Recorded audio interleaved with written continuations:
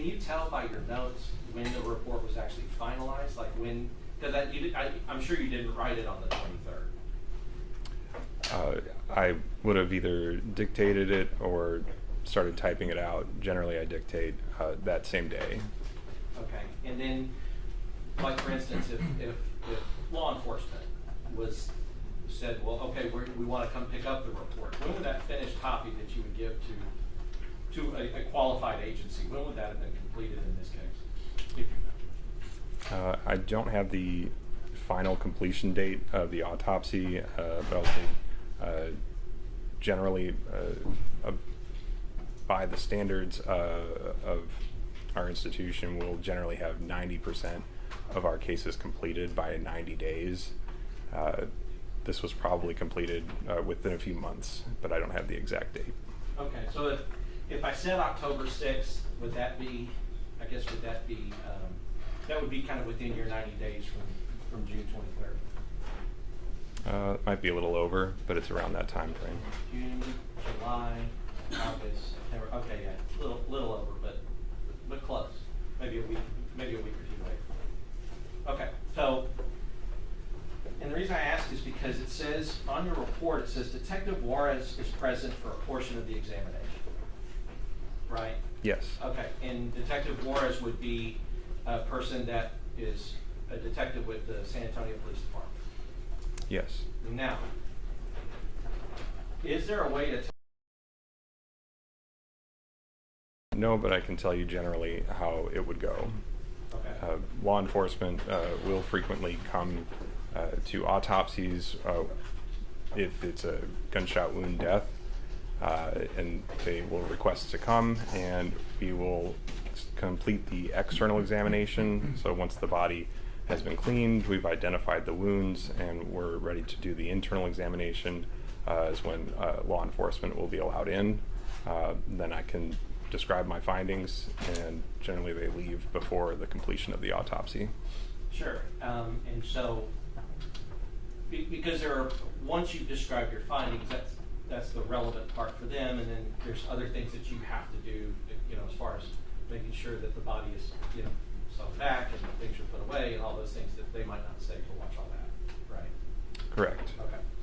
So by because it doesn't say it here, but by your standard practice that you would have told Detective Juarez at least the basic findings that you are making about Ms. Perez during this examination. Yes, generally I will say what number of wounds I find, if I expect to recover any projectiles, those kinds of things. Sure.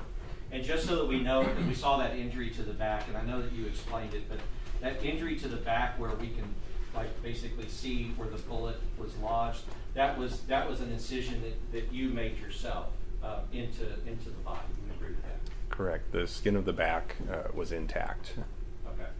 And so, and I guess you made it there because you were assuming, based on what you saw of the entry wound, that the bullet would be around there somewhere. And with the x-ray, sometimes we use metal detectors which can pinpoint it, and I'll know right about where to get it. Okay. Yeah, so the x-ray showed you that there was a bullet, and so that's an incision that you made after the patient had passed away. Correct. Okay, so so I want to talk about that. So you would agree that your findings show that Ms. Perez was shot twice, right? Correct. And so what that means is,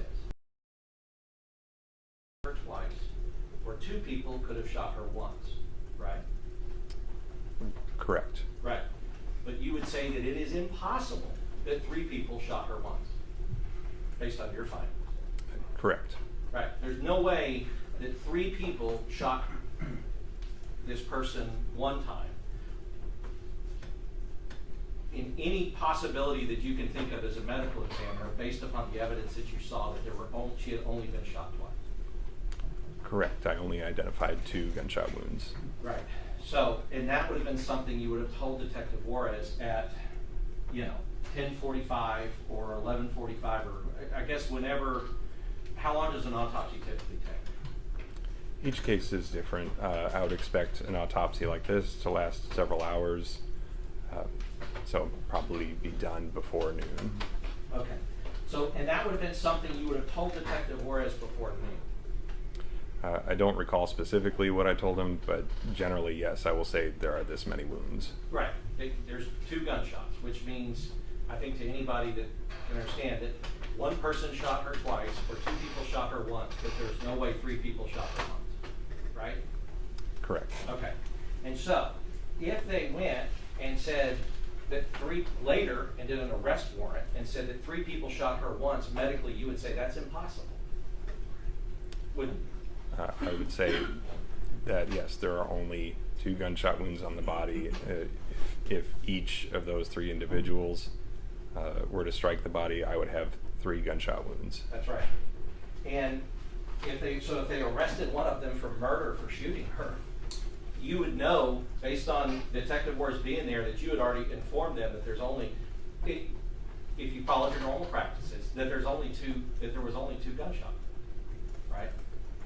Correct. Okay. And part of what your role is, and you know what your role is that people do an investigation. You know, the police do their investigation. Your job is not to be for them or against them. Your job is just to follow the science and the medicine, right? Yes. Right.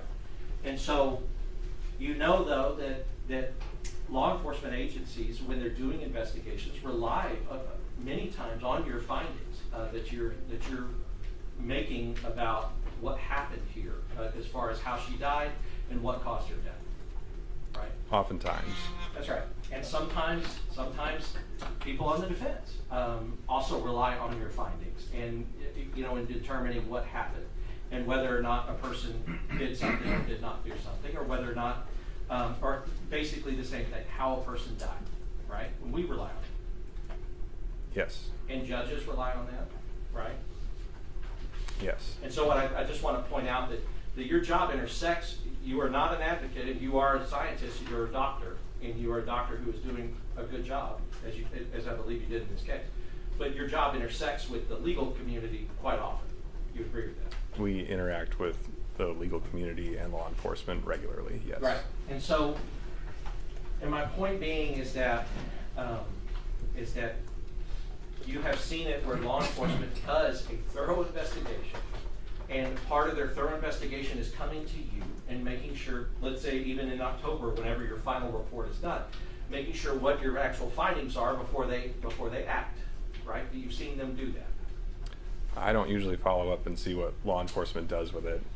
So I guess, do you never have law enforcement come and ask you follow-up questions about, like, well, what about this? Or what your autopsy report says this, but what does this mean? Or do they ever interact with you afterwards? Sometimes. Right. Generally around the time of autopsy, especially in a gunshot wound case, we know what the final result is going to be. Right. But sometimes, right, there are complicated cases where we do have to touch base at different points.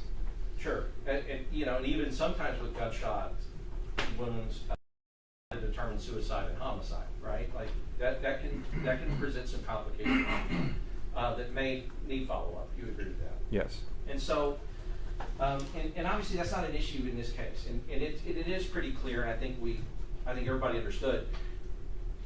But to the point, it was clear to you from June 23rd, when you started this autopsy, it was clear to you that it was impossible for 3 people to have shot her. That was clear. Yes. All right. So now, part of what you guys, I say you guys, sorry, but doctors and forensic pathologists, part of what y'all do is you also have investigators yourself who aren't SAPD, they're not Bexar County Sheriffs. They're investigators assigned to your office specifically to go out to scenes and to help you with your investigation as to cause and manner of death, right?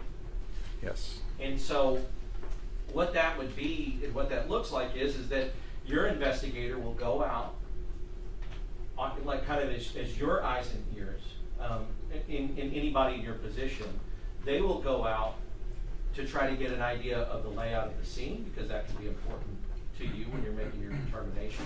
And then they also make a report to you so that you findings, right? Correct.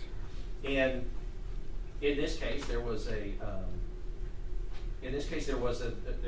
investigator that went out there, right? Yes. Okay. And so you kind of knew the investigator actually did a pretty good job talking about the lead up to it, which is important sometimes for you to make your determination. Yes. Right? So, and they talked about the fact that Ms. Perez had, cut the wires at in an emergency, I guess in a fire alarm box. They talked about how Ms. Perez had assaulted a police officer with a candle and some other things like that, and that she was armed with a hammer. Correct. You saw that in the report. And then one of the things that Mr. Lunan went through with you is, Judge, may I use the well and demonstrate? He was talking about the injury that with gunshot wound number 2, you would agree that was the one that was underneath her armpit, right? Correct. In the armpit. In the armpit. Yeah, sorry. Under the arm, in the armpit. You mentioned it. You can't ever say what the sequence was. Which one was actually the first one that hit her and which one was the second one. You wouldn't be able to say that. Correct. They're labeled gunshot wound number 1 and number 2, and that is not to say that I know which one was first or second. It's just for identification. Right. And so and that's because if you just said gunshot, this gunshot, it could get confusing unless we know which one you're actually talking about using a number. Correct. Right. So, but gunshot wound number 2, and Mr. Lunan talked about it a little bit, but yet you would agree that there's no way that gunshot wound and that entry wound could get there in her arm without her arm being raised. I don't see another way for the wound to get there without the arm being raised. Right, because as we talked about, then there would be an entry wound here, and here, or maybe here, and here, or here. There would be an entry wound somewhere else on the body, but this, to you, was a clear entry wound, and you knew that this wound was the first contact that a bullet had with her armpit.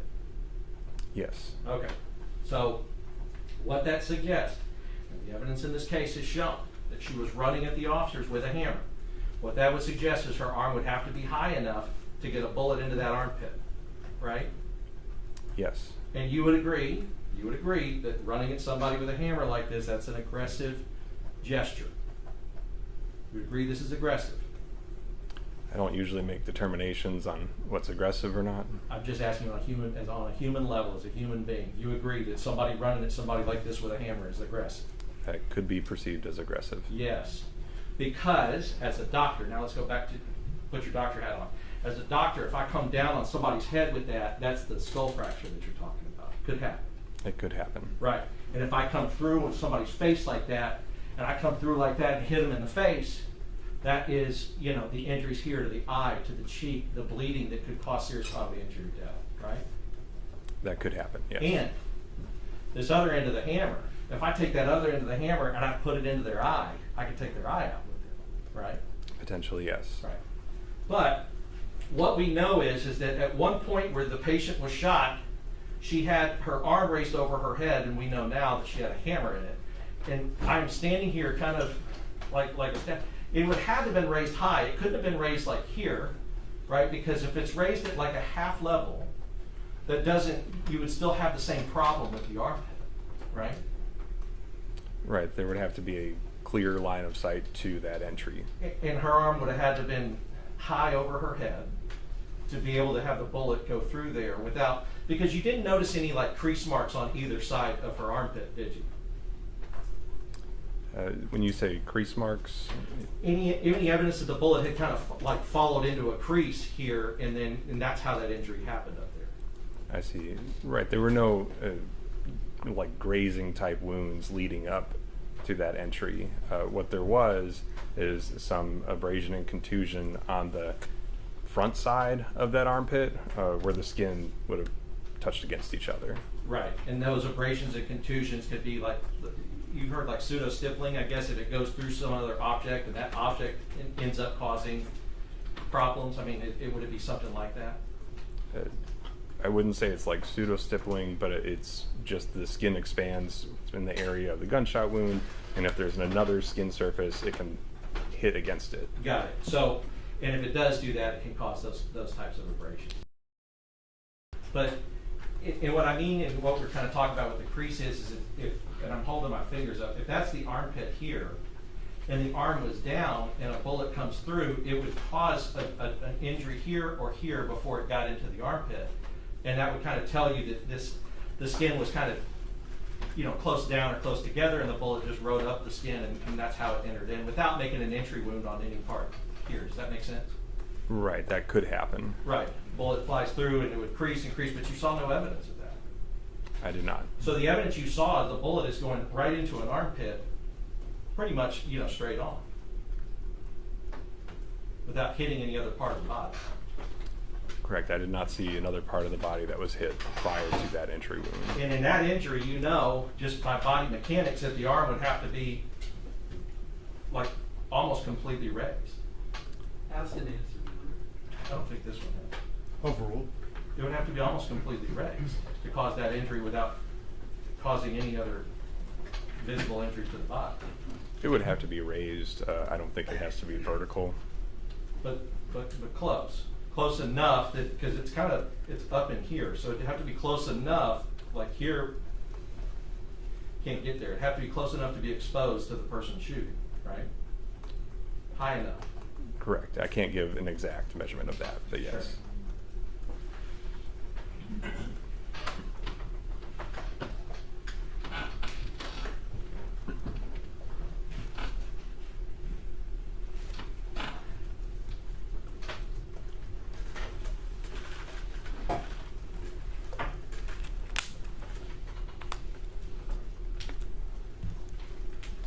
I'll pass witness. Doctor, I'm sorry, who, do I need the mic? Sorry. thank you. Good afternoon, Doctor. Good afternoon. I'm Monty Delfrado. I don't have a lot of questions, hopefully, because Mr. Johnson said they were as usual. If a suspect intentionally forces or provokes police officers to shoot and kill them, what is that called? That has been described as suicide by cop. Okay, and you've heard that phrase before, correct? I have. And you've used that phrase before, correct? Never in a report. But my question is, you've used that phrase before, correct? I'm not limiting it to a report. I don't recall specifically, but I know I've heard it before. Okay. The literature in forensic science, there are plenty of articles that describe.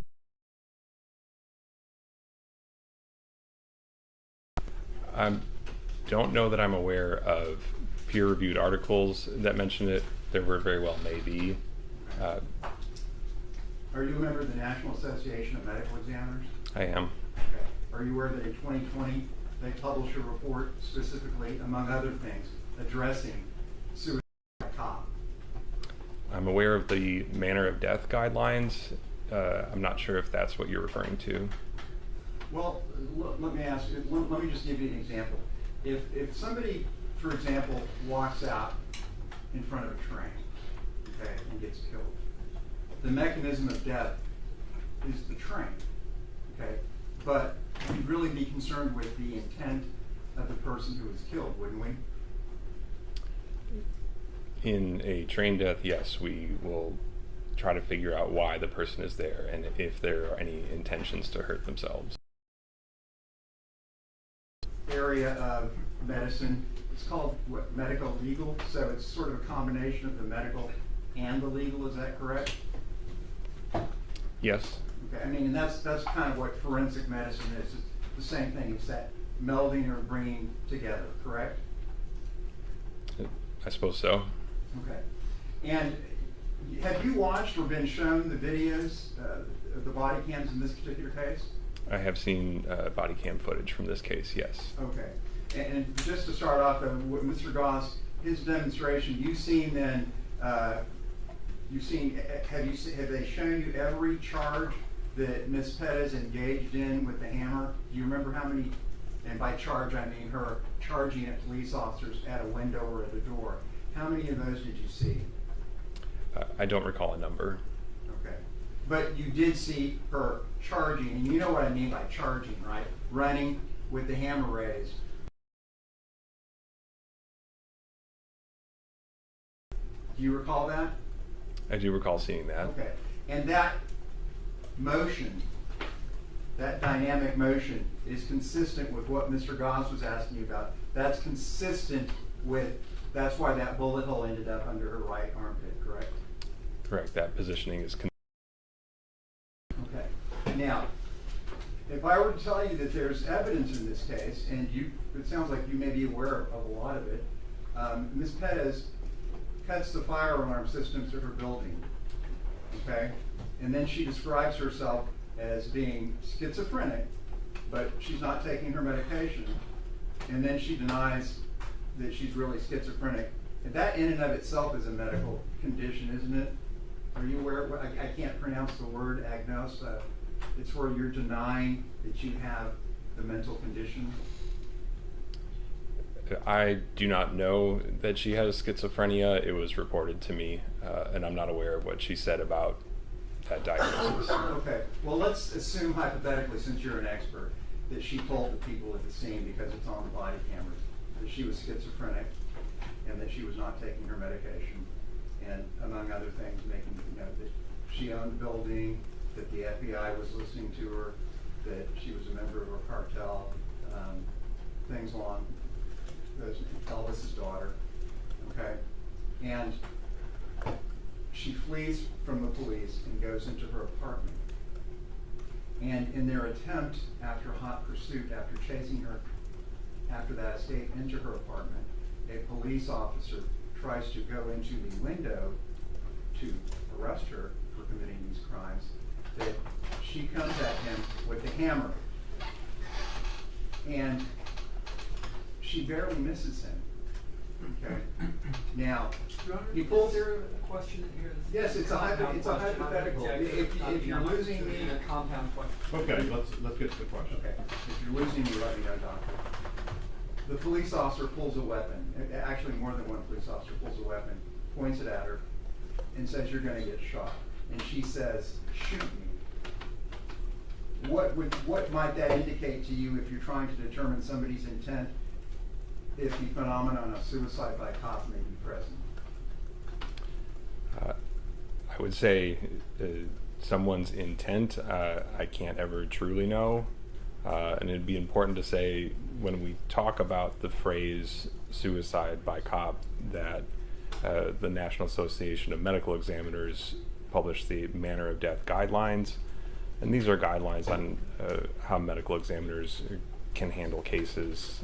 Cases that would fall under that category, it says, may be classified as homicide. And at the Bexar County Medical Examiner's Office, something that would fit that type of description, we would still call a homicide for manner. It would not change the manner that I would put on the death certificate. Okay, so if I'm understanding you correctly, if it was in fact true that she did commit suicide by cop, your findings would still be a homicide, is that right? Correct. Okay. And I know we can't get into a person's mind, although it sounds like maybe we're getting there eventually. But one of the best ways to determine somebody's intent is by looking at their behavior. Would you agree with that? That can be a way, yes. Okay. So if the evidence shows that she attacked with that, you've already described as a deadly weapon, she attacked Officer 1 twice, and then Officer 2, and then the final, where she goes after 2 more officers, that might be indicative of, and let me throw this in, and when she is in the final occasion, there are 2 volleys. She's fired upon, when she's going after Sergeant Flores, she's fired upon 5 times, and apparently isn't struck at all, because she runs back and there's no blood apparent. And then a second later, she makes a run at the door where the other two officers are in the same manner. That would indicate, wouldn't that indicate pretty commonsensically and or forensically that she knew she was going to get shot and she wanted to get shot? In forensics, we generally don't make a determination on whether someone wants to get shot or not, unless they, say, pull a gun and shoot themselves. I would call that a suicide. Okay. Are you saying that in the literature there are no forensic pathologists that talk about trying to determine the intent of the person who was shot in order to determine if it was suicide by cop? There very well may be articles of people who would try to describe that. There are many, many articles on many topics on what her intent was. And is it your testimony the only way we could determine her intent is by actually somehow reading her brain? Because it sounds like her behavior isn't enough for you. My goal is to come to the cause of death and the manner of death. Nowhere in that goal is to determine someone's intent in this case. Okay. Doctor, the Mr. Goss was showing you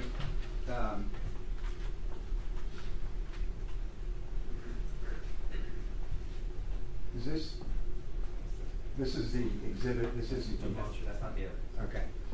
I'll just use this so I don't have to walk around. But same basic hammer, right? And I think you've testified, or you've indicated before that you've conducted many autopsies where somebody was killed or badly injured due to blunt force trauma, correct? Correct. Okay. And considering an instrument like this, you've seen death or serious bodily injury with blunt instruments heavier than this, correct? Yes. And you've seen death or serious bodily injury due to blunt force objects lighter than this as well, correct? Likely, yes. It's unusual that I would be weighing an implement or what is suspected of hurting someone, but I think that's a fair assumption. Okay. And if you had told us that, would that be a fair statement? Does that sound like something you may have said? That blunt force injuries can be caused by objects heavier and Heavier lighter. than a hammer or lighter than a hammer? Correct. I believe that's that. all Yes. That's all I was trying to point out.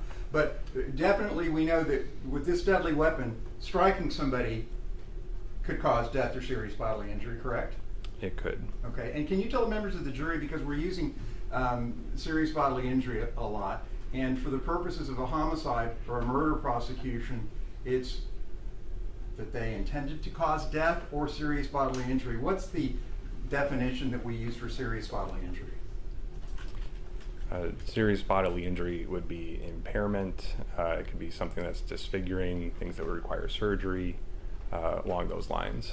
Okay. So would you agree that being struck directly by this could cause death or injury? It could. Okay. And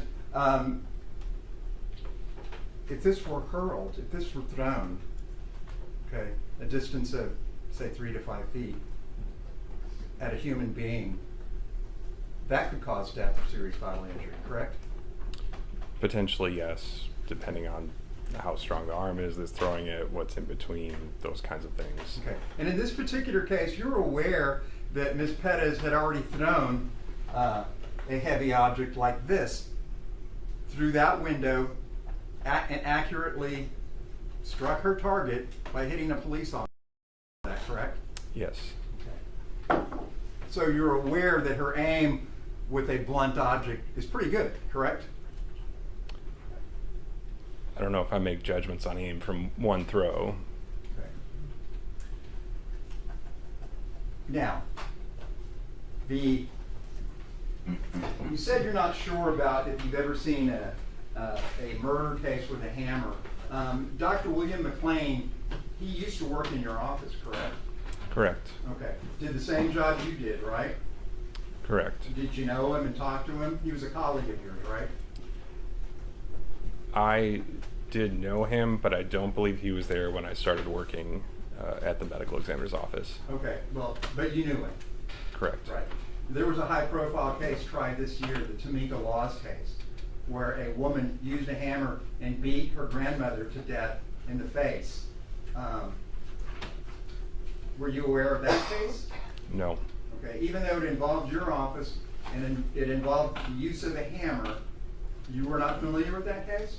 I'm not familiar with that case. Okay. There was a high-profile, nationally publicized case of former Speaker of the House, Nancy Pelosi. It was all over the news and in the media where a guy beams her husband in the head and almost kills him. Are you aware of that case? I have heard of that case, Okay. yes. Did you see that video? No. Okay. So there's no question that a hammer in its use or manner of use can cause death or serious bodily injury. No question, right? The potential is there, yes. Okay. Because I think you said before, there's a lot of ways to die, right? Correct. Okay. So, when Sergeant Flores has his back to Ms. Perez, who's charging him with the hammer on, I guess, maybe her fourth incident going after a police officer, and his back is to her. What part of the skull, would this be the occipital? The back of the skull is the occipital skull, Okay. yes. And if she would have struck him in the occipital area of his skull, what kind of damage would have been done? As I mentioned before, if a hammer strikes the head, it could cause a skull fracture and could cause bleeding around and in the brain. Okay. And the temporal area, that's a very thin area of your skull, correct? Yes, that is much thinner than the back of your skull. Okay. So if he would have gotten struck here, he would have even been more susceptible to a major injury or death, correct? Likely, but it depends on the specifics. Okay. What about the occipital bones, your around your eyes? Same question. The orbital bones? Yeah, I'm sorry, the orbital bones. Yes. Yes, wherever struck on the head, there's the potential for fractures and bleeding. Okay. And if the hammer were to hit his trachea? There's potential injury to the trachea. Then he could potentially be asphyxiated, correct? Theoretically, yes. Okay. Now, you've seen, or have you seen, when the hammer was in the process of being striking at Sergeant Flores or being thrown at him, and have you seen the glass breaking? I have. Okay. And did you see the glass breaking outwards? Yes. Now, unfortunately, we don't have the glass because the San Antonio Police Department didn't collect it. But would it be fair to say, can you tell the members of the jury what is exsanguination? Exsanguination is when you lose too much blood. It's a frequent cause of death. So it would be the mechanism of death in Ms. Perez. And I assume in the hundreds of autopsies you've done, you've seen that manner of death where somebody bleeds out, correct? Yes. Okay. And they could certainly bleed out from getting cut with large shards or potentially any shards of glass coming out of that window, correct? Glass has the potential to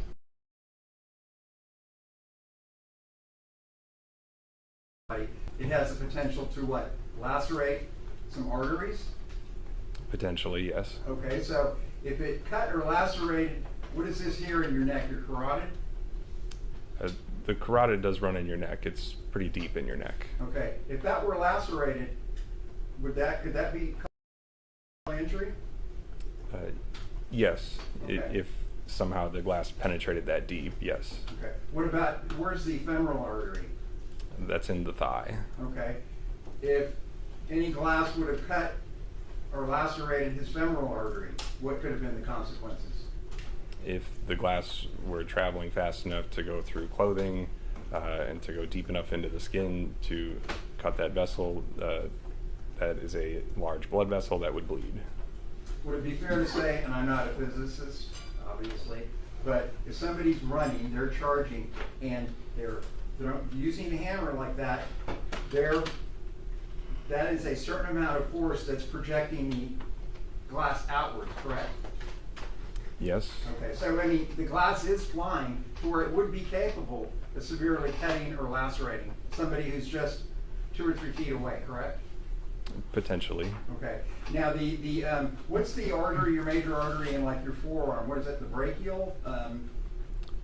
Brachial's in your upper arm, so it's Okay. your radial or ulnar artery in your Okay. forearm. If that artery were to be cut or lacerated, what could the consequences of that be? I would say any major vessel that is cut in the body can cause serious bleeding. Okay. And even a glancing blow from a hammer, either a direct strike or being thrown, could cause, if it hit Sergeant Flores in his head, it could cause him to lose consciousness, correct? Potentially. Okay. And an unconscious police officer, a foot or two from a woman who's attacked several other police officers, he would be totally incapable of defending himself, correct? If someone is knocked unconscious, then they would not be able to defend themselves. When Mr. Goss was asking you about the blood alcohol, the alcohol content in her body, the best level to use in this particular case would be the alcohol, the vitreous alcohol, correct? No. You're saying it would be the from her the thoracic measure, Correct. even though she.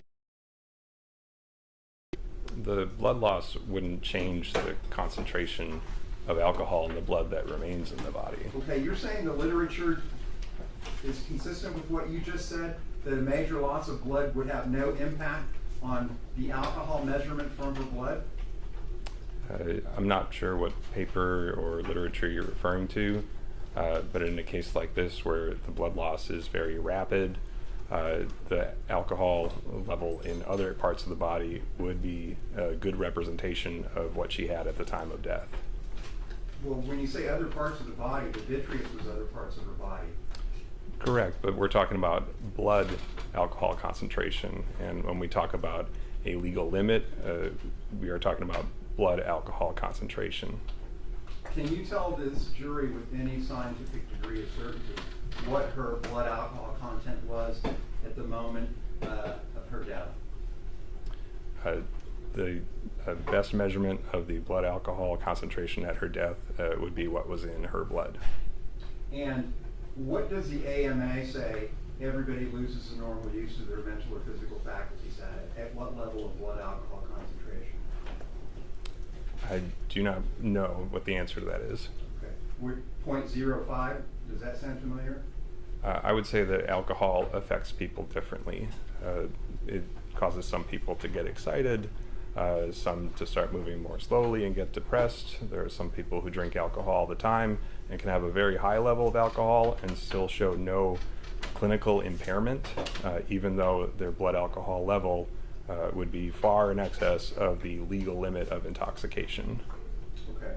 Dr. McClain, my question was, are you aware of what the American Medical Association says about that? I said no. Okay. Now, were there any signs of defensive wounds on Ms. Perez's hands? Defensive wounds isn't usually a term that I'll use.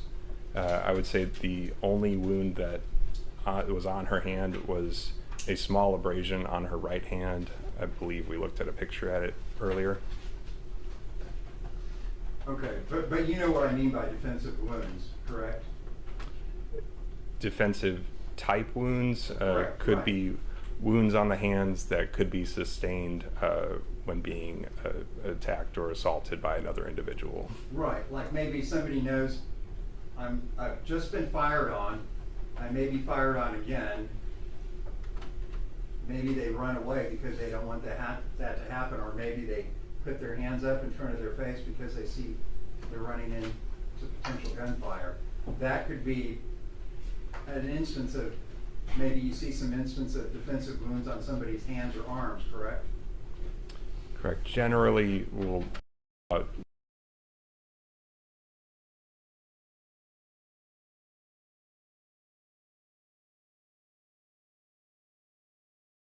they are nonspecific to me. I described what I thought caused them, but I wouldn't call them defensive type wounds. If Detective Soto, the lead detective in this case, indicates that's just flat out wrong, correct? She has abrasions on her abdomen. The gunshot wound, number one, traveled through the upper abdomen, but there is no entry wound on her abdomen. Okay, so doctor, my question was, if he said she was shot in her abdomen, that would be wrong. Is that correct? Correct. Right. And if he said she sustained graze wounds from bullets flying past her, that would also be incorrect. We described multiple abrasions on the body. There were some others we didn't talk about on her forehead and on the left chest.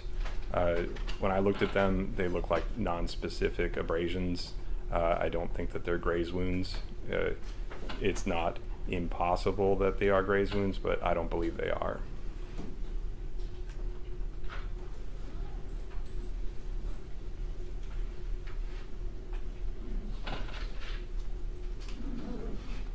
That's all I have. Thank you, doctor. Thank you. Good afternoon, Dr. Lynch. Can you just take the mic, please? Yep, I'm going to walk up here. Thank Okay, thank you. My name's Tom. This was last summer, but I honestly couldn't tell you what month it was. I can't remember. I'm sorry. Okay. When we spoke, I had a couple of questions about the general, I'm going to call it physical condition.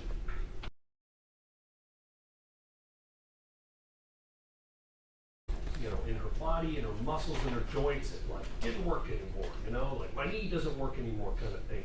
And then you said no. Can we talk a little bit about that? Sure.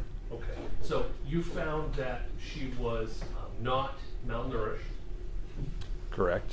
and her general physical capability that we talked about was intact. Is that something you would agree with? I would say I saw no evidence that her physical ability was anything less than normal, but it's not like when you go to the doctor and they test your reflexes and your range of motion. We don't do that. From manipulating the body, I didn't notice anything. And that's my question. Thank you. And I know you really don't want to talk much more about hammers, so I'm going to make this easy.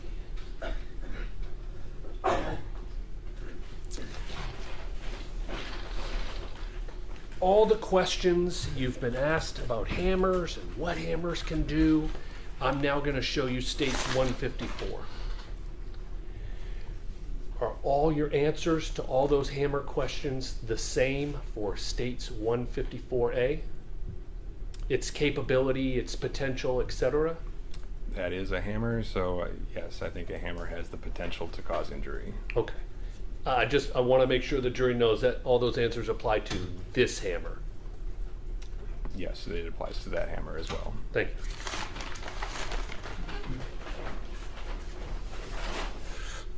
Last question I have has to do with the toxicology report. It's not available that day that you finished the autopsy, is it? It is not. It was completed on July 7th. Okay, so 14 days later? Approximately. And does it reach you exactly 14 days later, or is it typically sometime after that? Sometime after that, but not long after that. So kind of going back to Mr. Goss's questions earlier in his timeline about Detective Raul Juarez is there and he wants the results that day, he would not have gotten the toxicology results, would he? He would not have that day. Okay. And so if the police department went out and made an arrest that day, I'm not saying you know that, but I'm telling the jury that. If they went out and made an arrest that day, they would not have waited or had the benefit of that toxicology report, would they? Not until at least July 7th. Thank you. Pass it to Ms. Judge. Dr. Melissa Perez was I'm sorry, indeed- who's speaking? Oh, that's me. Can you hear me? Yes, now I can. If Melissa Perez was indeed struggling with schizophrenia, would that be her fault? Schizophrenia is not something you cause to yourself. So it is not an individual's fault if they have schizophrenia. Thank you, that's all I have. So to follow up on that, this microphone.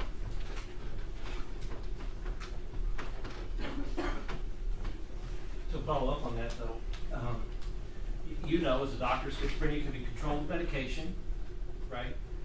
It can be. I do not treat people with schizophrenia. And if people make decisions not to take their medication and not to control their schizophrenia, that could be their fault. You agree with that? I don't assign blame to patients. I don't know the reasons why they would or would not take their medication. Sure, I understand that. But you also agree that somebody with schizophrenia can be just as deadly as anybody else? Potentially. They could be potentially as deadly as anybody else. Depending on the individual. Right, and what I mean by that is that if a person with schizophrenia is coming at you with a hammer, that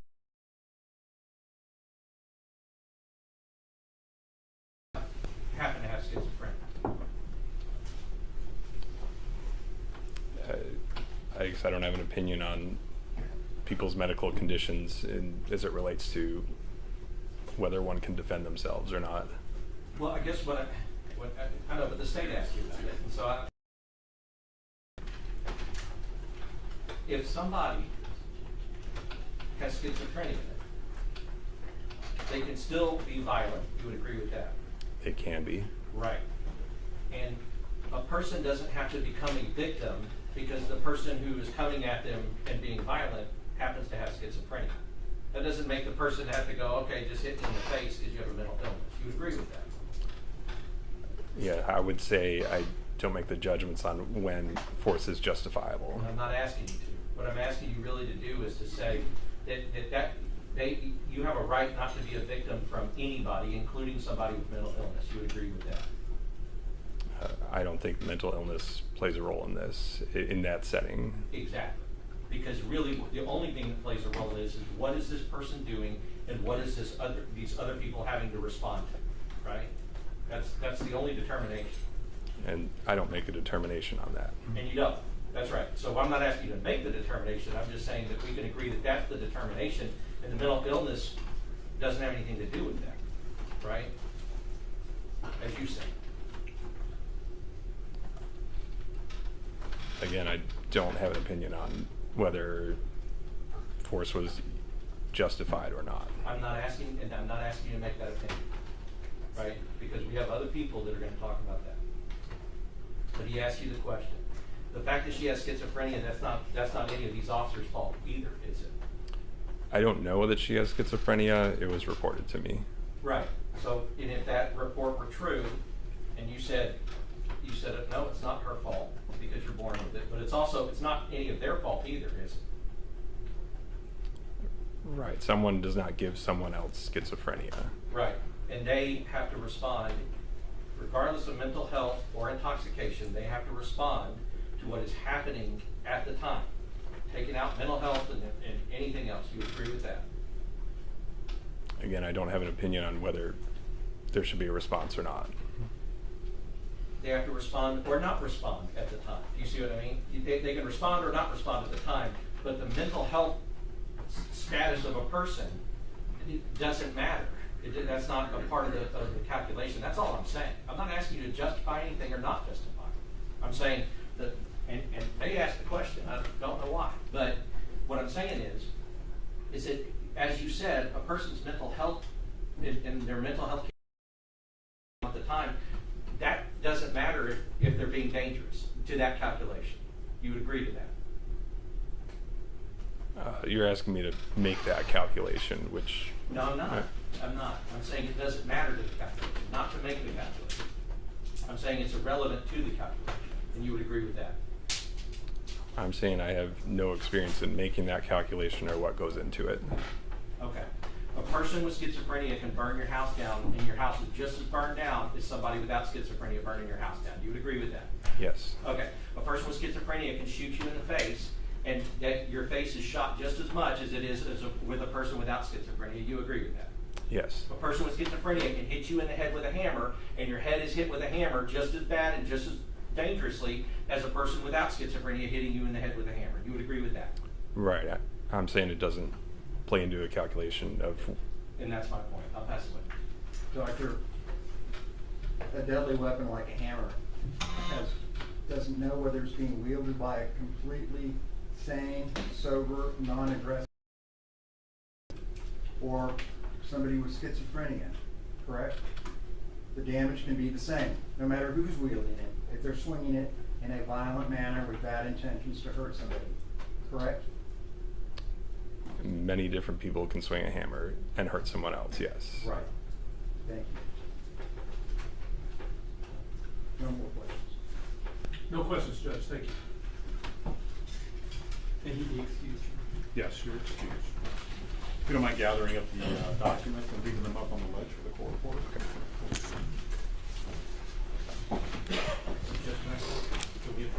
Sure. On the record or no? Okay.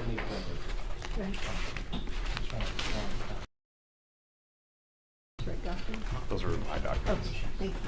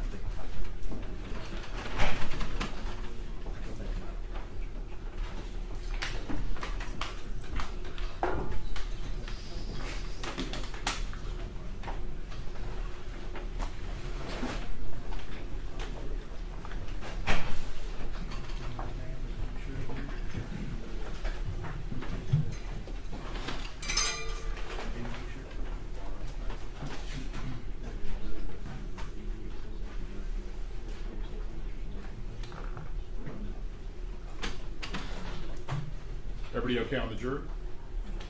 All right, state, call your next witness. On the state, we call evidence technician Karen Crane.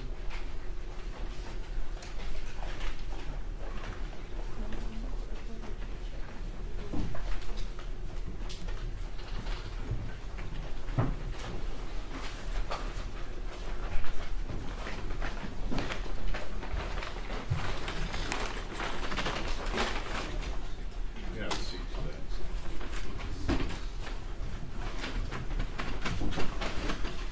All right, I'm going to swear you in, okay? Do you solemnly swear or affirm that the testimony you give in this matter will be the truth, the whole truth, and nothing but the truth, so help you God? Yes, sir. All right, you lower your hand. You may need to adjust the microphone, okay? Could you introduce yourself to the jury and spell your name for the court reporter, please? Yes, I'm crime scene investigator Crane. My last name is C-R-A-I-N. Can you spell your first name, man? C-A-R-I-N is my first name. And my last name is C-R-A-I-N. All right, state. Inside Crane, how are you this afternoon? Fine. How long have you been a crime scene investigator with the San Antonio Police Department? For a little over 17 and a half years. 17 and a half? Yes, sir. And can I ask if you could just briefly outline your training, experience, and qualifications? We go through a 3-month academy, which is about between 360 and 400 hours of training. We do everything from taking photos, fingerprints, video, sketch, 3D scans, collecting evidence. And are you equally proficient in all of those categories? Yes, sir. were you working in your capacity as a crime scene investigator in the early morning hours of June 23rd, 2023? Yes, sir. And were you called into duty to work on a case? I was dispatched to headquarters Thank you, ma'am. I apologize for my misphrase. You were dispatched to headquarters. Why were you dispatched to headquarters? to stand by to process officers in reference to the officer-involved shooting. Okay. Did you go there alone? No, CSI Oliva also was there. Okay. You remember about what time you got to SAPD headquarters to stand by? Around 2 o'clock. And did you produce a report documenting your involvement at SAPD headquarters about 2 in the morning on June 23rd of 2023? Yes, sir. Do you have a copy of your report with you? Yes, sir.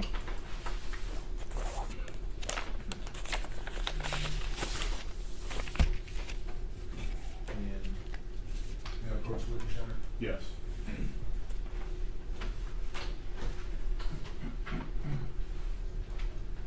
And what I understand to be my copy of your report's about 4 pages long. Yes, sir. All righty, we have the same document.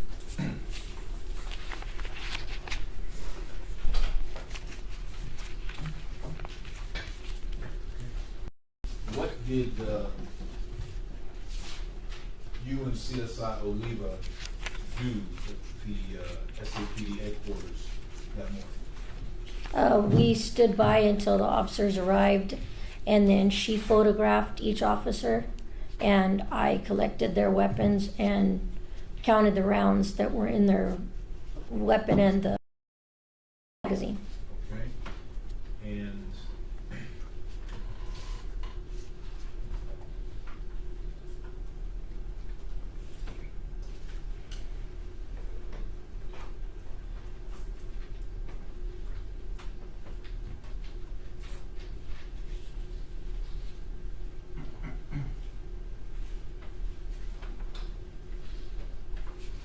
you said CSI Oliva took photographs? Yes, sir. Your Honor, may I approach the witness? Yes. I'm showing you what has been marked as States Exhibits numbers 175, 176, and 177 for identification. Do you recognize the individuals who are in States Exhibits 175 through 177 for identification? Yes, sir. Are these the 3 officers whose weapons you collected and whom CSI Oliva photographed that day? Yes, sir. Tender states 175, 76, and 77 for identification to defense for inspection, and move to introduce 175 into evidence. I'd like to take the witness on board there. Yes. Ms. Crane, if I call you Ms. Crane, do I call you Ms. Crane or CSI Crane? Either way. Okay. Were these photographs taken before they were reissued new weapons? Those photos were taken when they arrived at headquarters. Okay, but you understand that in an officer-involved shooting, their weapons are collected and then they're given new weapons to replace the ones that are placed into evidence, correct? As far as I know, that doesn't have anything to do with what I do. I know, but I'm asking you, do you know that you took photographs of the weapons they had before, or were these photographs taken of the weapons that they were given afterwards by the armory? Those are taken of the weapons that they had when they arrived at headquarters that night. Did you take any photographs of the ones of these officers when they were given replacement weapons? That's what I'm asking. No, sir. Okay, no problem. Move past. No objection, Judge. All right, they're admitted. No objection from us. All right, they're admitted.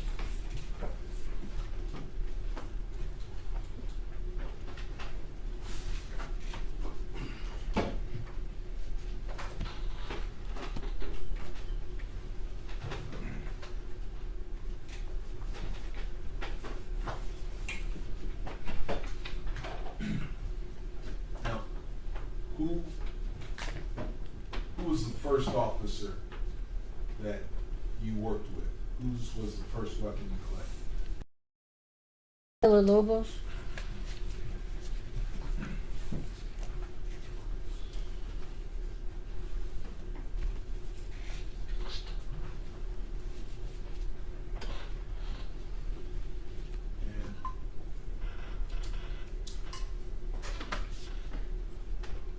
And is that Officer Villalobos who you identified? I only see the bottom half.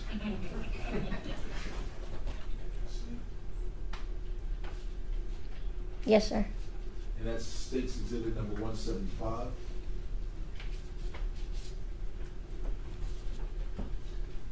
State's Exhibit number 176. Is that defendant Alejandro? Yes, sir. And then State's Exhibit 177. Is that defendant Flores? Yes, sir.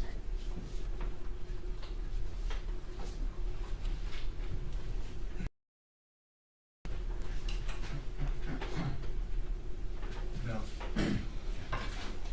you collected Officer Villalobos' firearm. What did you do with it? Once you collected it, what did you do? Once it was made safe, it was laid out. Photos were taken of the firearm, and then a round count was done of how many, one in the chamber, and then however many were in the magazine.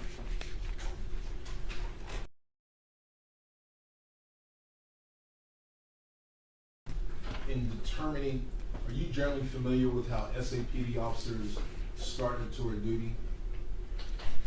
What is their basic load of ammunition in their firearm? There should be 1 in the chamber and 17 in the magazine. Okay, so their firearms have 17-round magazines, Yes, sir. all right? And briefly describe how it is they get 18 total in the firearm and magazine. Well, one would have to be loaded into the chamber and then take the magazine out and put another one in for there to be 17.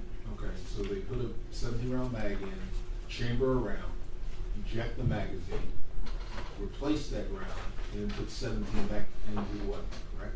Yes, sir. As far as I know, that's how they should be. And how many extra magazines do they typically carry? 2. And so 2 17-round mags, 18 in the weapon, a total of 52 rounds. Yes. And so, and is that how you started your count, your inventory when you looked at Officer Villalobos' weapon? They make it safe and one comes out, and then I count how many are left in the magazine. Okay.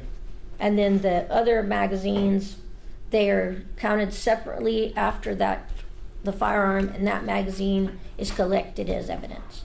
Okay. And after performing that count, how many rounds were in Officer Villalobos' magazine? I mean weapon, I'm sorry. And his fire 14 in the magazine.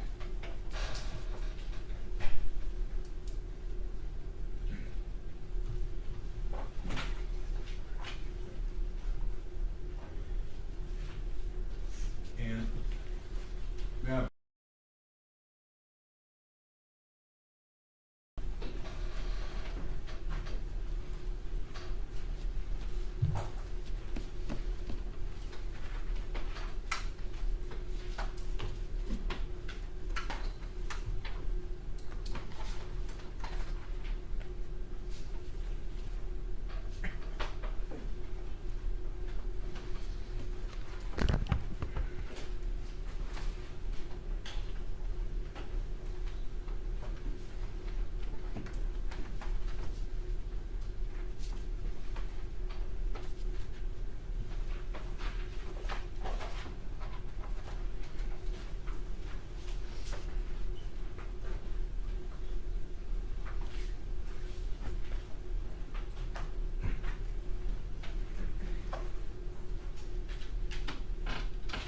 so after you identified the count and How many total rounds did you determine with Officer Villalobos' weapon? 1 in the chamber, 14 in the magazine removed from the firearm, and 17 in each additional magazine. All right, and so by my count from 52, he had,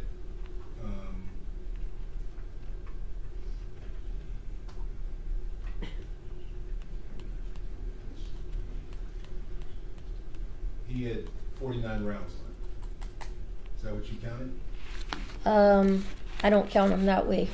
I count them the way that I, How many were missing for Officer Villalobos?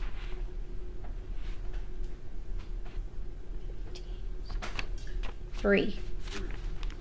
And were there pictures taken of Officer Villalobos' firearm? Yes.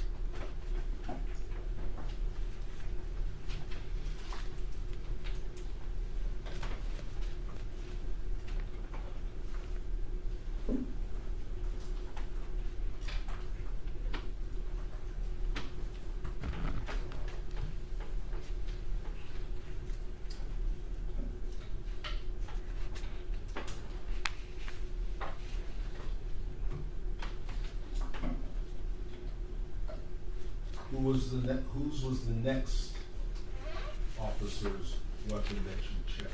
Sergeant Flores.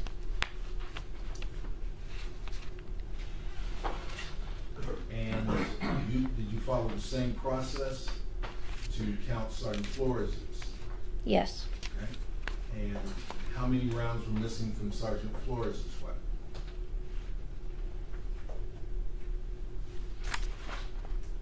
Let's see. 3.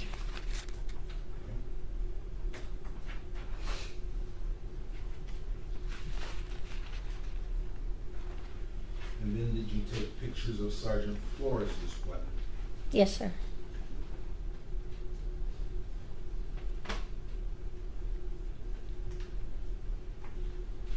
And then finally,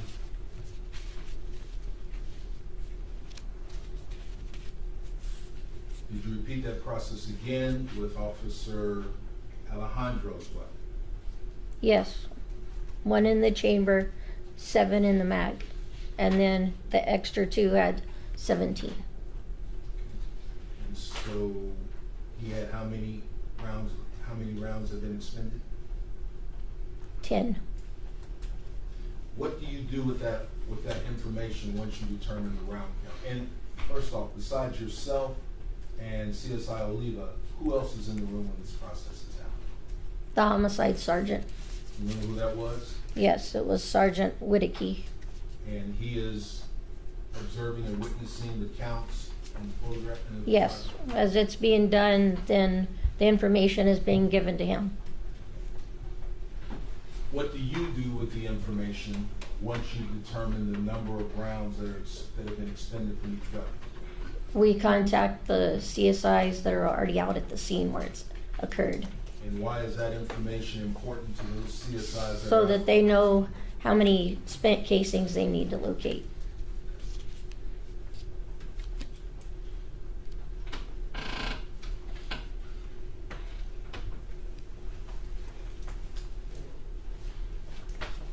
Now, you testified that there are,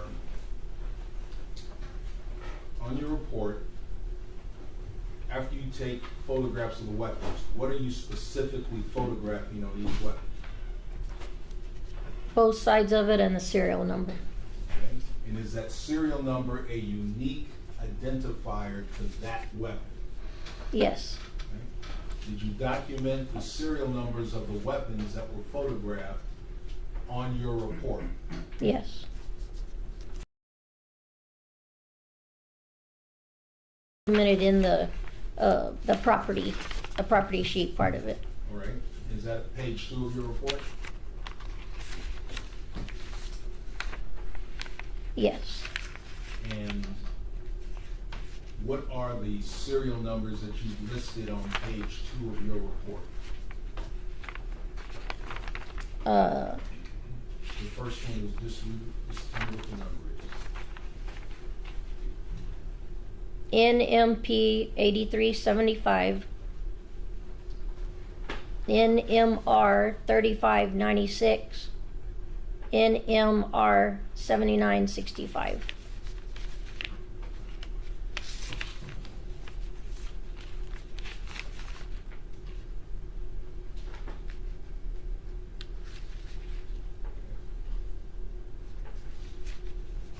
After you collected the weapons, you documented their serial numbers,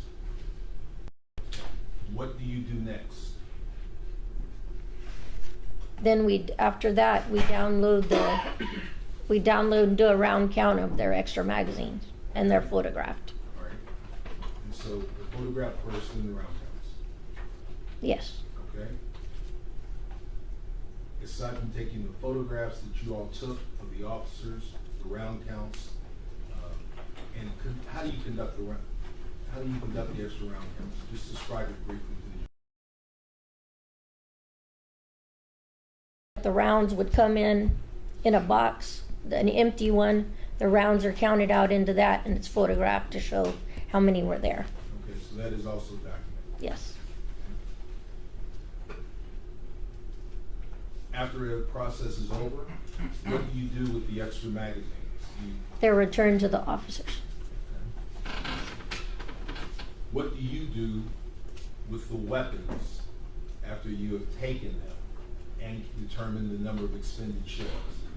We collect them, then we take them back to the crime scene unit, and that's where they're packaged. And once they're packaged up, then they are placed in the secure property room at 401 South Frio. And then after that, because it's at night, the next day is when the property room personnel come and they collect all the evidence and take it back to the main property room. Okay, and is that transport between the property room at the crime investigator's office? You already said it's secured? Yes. And the movement to the main property room, is that also done with SAPD personnel and security? That's done with property room personnel. The evidence that you collected, the 3 weapons, do you enter that ultimately into what is it called, the Q1 evidence report? It's entered into file on queue. Is that I'm what sorry, produces? what? File on queue? And that's based on the input you have for the evidence you collected? Yes. Do you have a copy of the file on Q report for this case?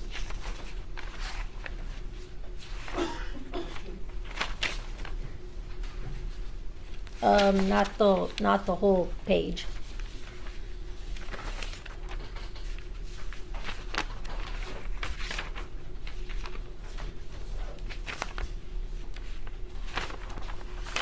Oh, yes, I do. Ready?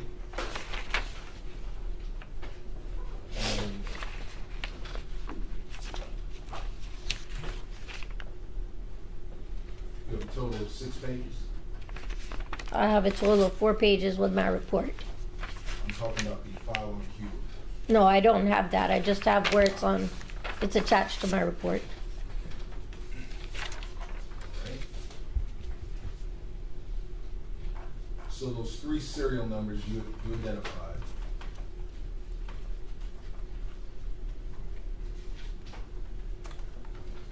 What is the serial number that your report reflects for Sergeant Flores? What is that serial number?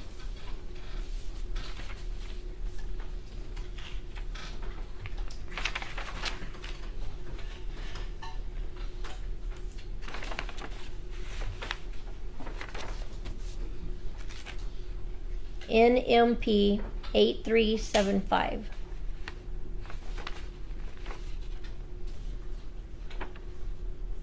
Oh wait, that's not it. His should be NMR 7965 for Sergeant Flores.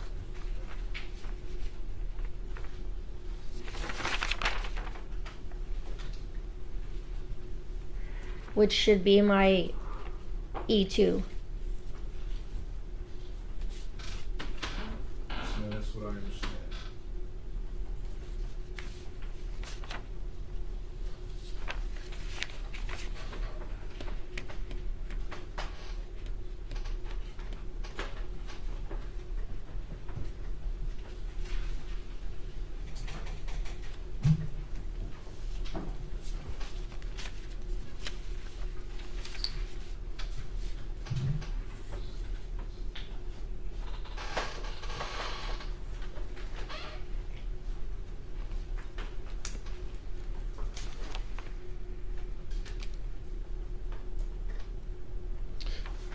Ma'am, I'm showing you what has been marked as State's Exhibit number 180 for identification.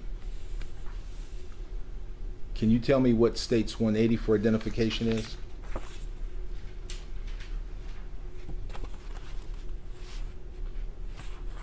It's one of the officer's firearms. Okay.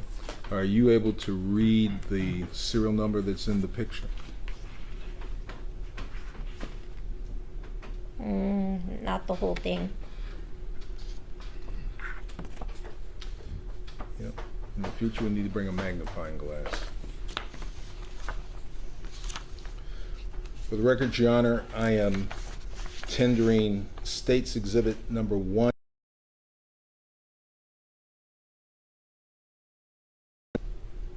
Notice of business record affidavit from a Blanca Hall, the San Antonio Police Department. It was filed with the court on April 29th, 2024. Contains a signed hand receipt for an M&P, a Smith & Wesson M&P 9mm weapon that was issued to Defendant Flores on April 19th of 2023. Self-authenticating document. It is what it purports to be. Moved it. And I'm now showing. I would like to see the document. Surely.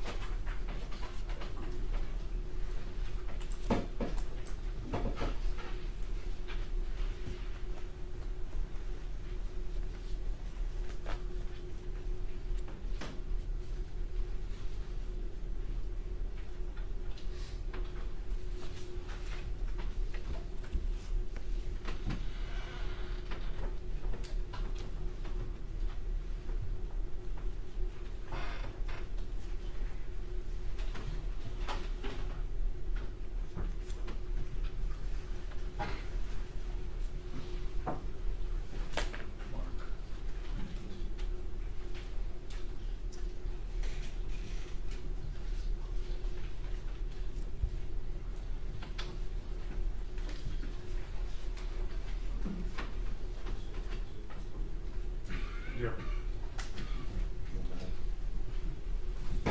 On behalf of Alfred Flores, we I didn't hear you. On behalf of, Alfred Flores, we have no objection. Thank you.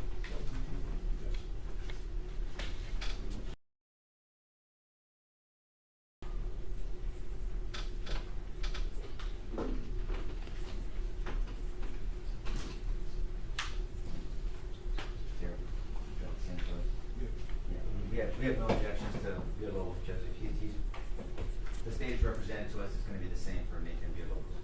Yes, We have no objection. And so the hand receipt for Defendant Alejandro is States 182, and for Defendant Villalobos is States 183. Right, there be no objections in this case? It's 182. So you're moving to admit 181, 182, and 183? Yes, Your Honor.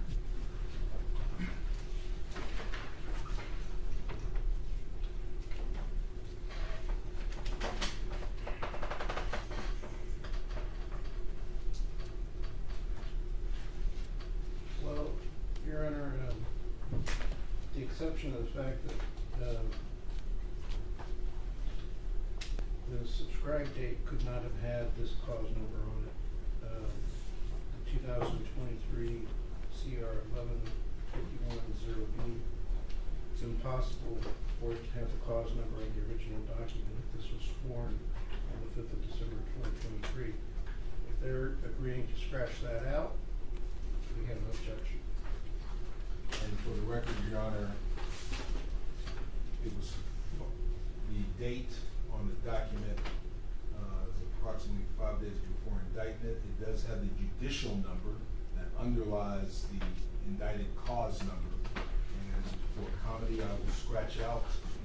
Just so we'll make sure that the original document could not have had the cause number in this case. Acknowledge. It does have the underlying judicial number that is consistent with the indicted cause number in this case. I will scratch out the cause number in this case. All All right. for states 182. So after that, would there be any objection to 182? No objection with that understanding that that's an impossibility for the original document to have that. All right, so states 181, 182, and 183 are admitted.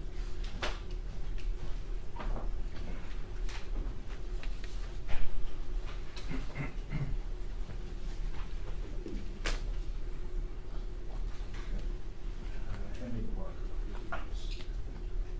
Yes, yeah, no, no.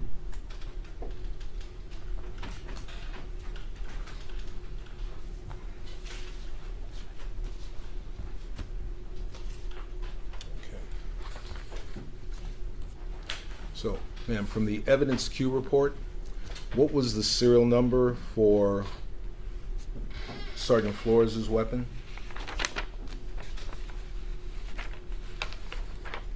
NMR 7965. Okay, and I'm showing you States Exhibit 181, hand receipt. For the name on the hand receipt is Alfred Flores.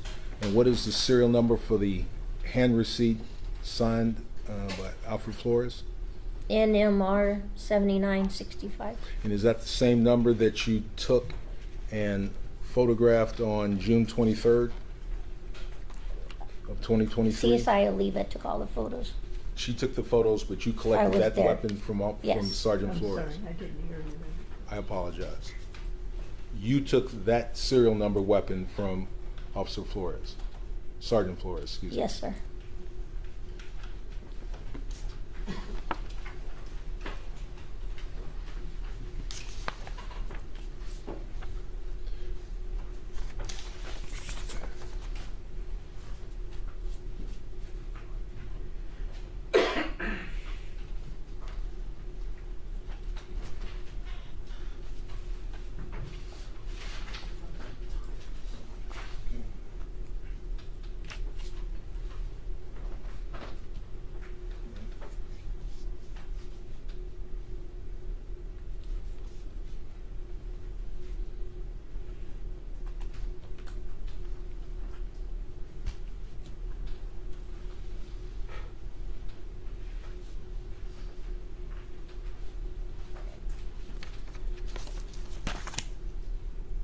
What is the serial number for the weapon you took from Officer Villalobos?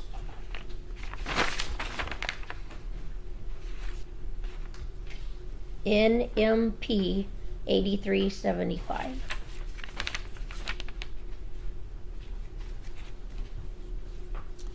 I'm showing you what has been marked as States Exhibit number 179 for identification.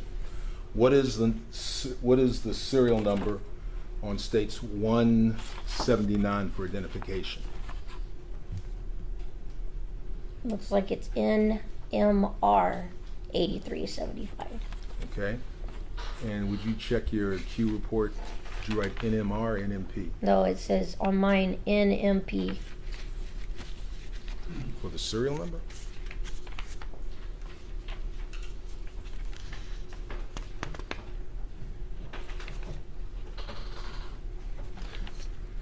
Looking at the evidence Q report.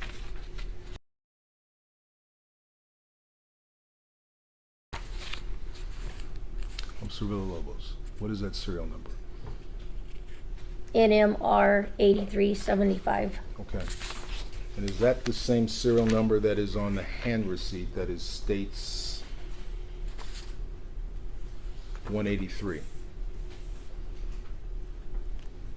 Yes. Okay.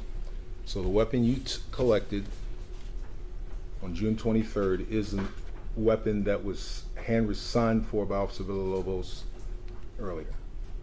Yes. And what is the number of the weapon you took from Officer Alejandro?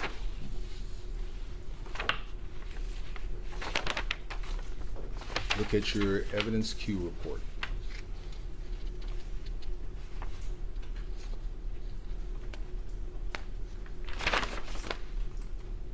I don't think I have the full one in my papers.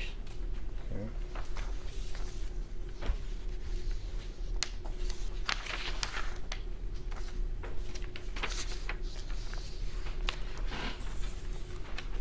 Is this a full evidence queue report? Yes. Okay. What is the serial number of the weapon you collected from Officer Alejandro? NMR 3596. I'm showing you what has been marked as State's Exhibit number 178 for identification. What is State's 178 for identification? NMR 35.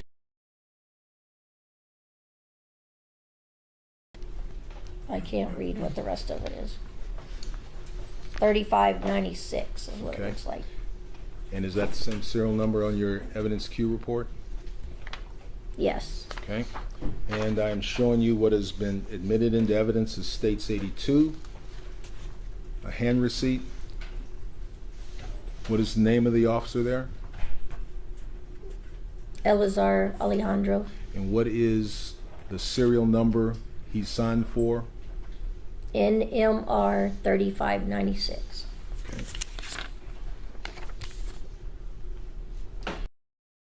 And you, pictures were taken. Can you read that serial number? NMR 3596.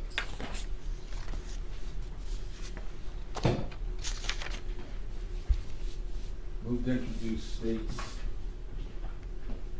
179 and 178 into evidence. I tender them to the defense for inspection.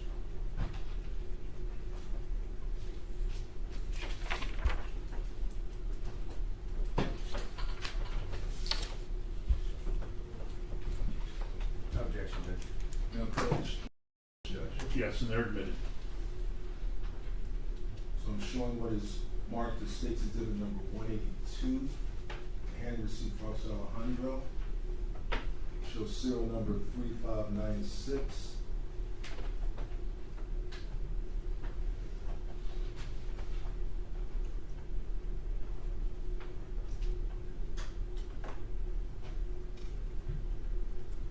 Are you able to see that serial number? Yes, sir. Okay. And what is that serial number again? NMR 3596. And that is Exhibit 178.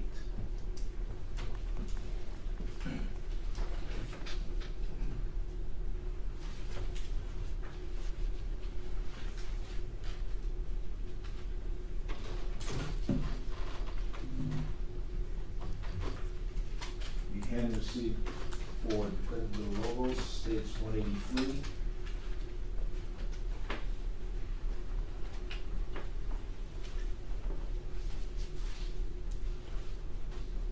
And the photograph that is states 179. You able to read that serial number? NMR 8375. And you testified the three officers you took weapons from. It's Officer Villalobos first, then Sergeant Flores, and then Officer Alejandro, correct? Yes, sir. The third picture that was taken that night, that would be the weapon for Sergeant Flores, correct? The one that you're showing me now would be What is Sergeant Flores' serial number?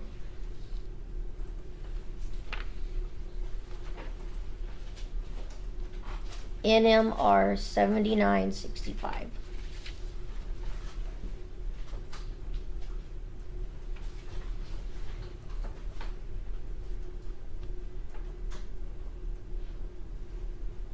Now that we've used technology for a magnifying glass, can you make out that serial number? NMR 7965.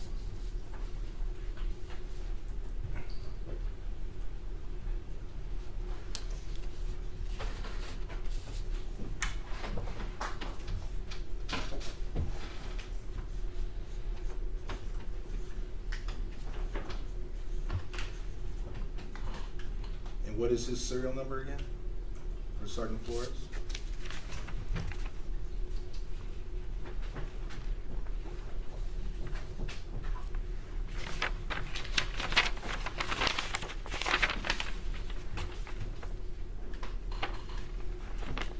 NMR 7965. And how many rounds were expended by Sergeant Flores? From your original round?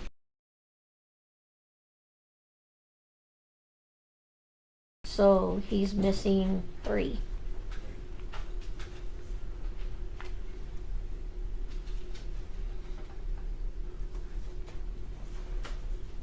Officer Alejandro?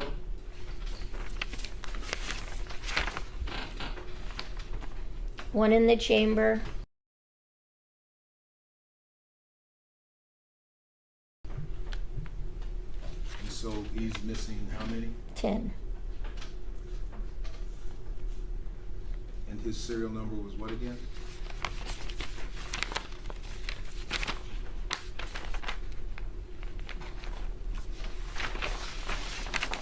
Let's see here. NMR 3596.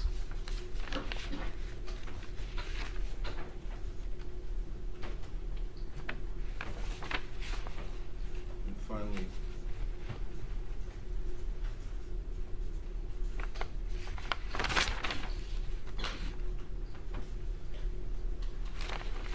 what was the round count for Officer Villalobos? 1 in the chamber and 14 in the magazine, so he's missing 3. And that serial number was? I think your sheet has the correct one on it. Mine has like a misprint. It's in my report. Right. And I'll ask you to look at the evidence Q report.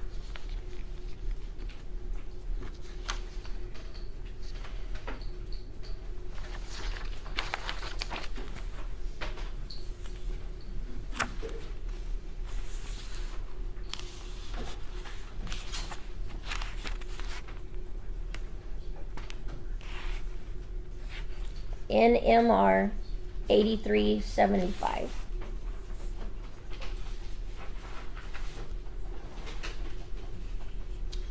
Your Honor, I would mark.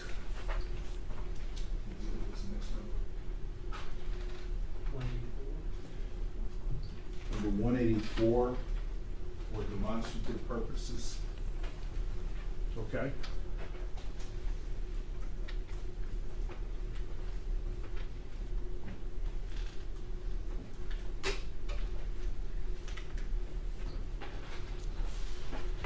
Aside from performing the round counts of all the weapons, taking the weapons and entering them into evidence, well, obviously, did we actually ask you to bring any items of evidence here to court with you today? Yes, sir. And what did you bring? The 3 firearms that I collected. Is that what's in the bag that you carried in here with you Yes, today? sir. Can we bring those out?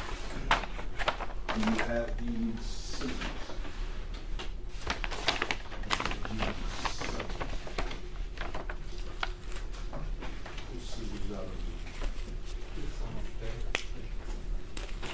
There's some scissors up here.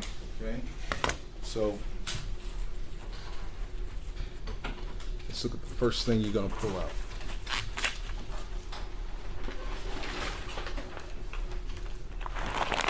What is that first item? It's my E1. It's Officer Villalobos, his firearm, and the rounds. All right, and what is our next number? 185. How do you know it's your E1? Because my initials and badge number are on the evidence tape to seal it. Okay. Now, what's inside of I'm going to mark that exterior as states 185 for identification. Now, what's inside states 185 for identification? The firearm, the magazine, and all the rounds that came out of the firearm and the magazine. Okay, if you would open up 185 for identification, we will mark everything inside.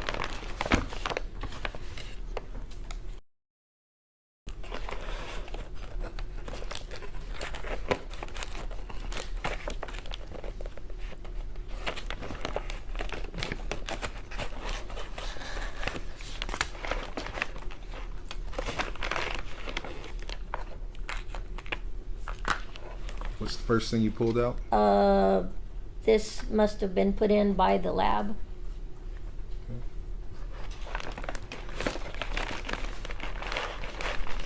The first content is a small box. It says 9mm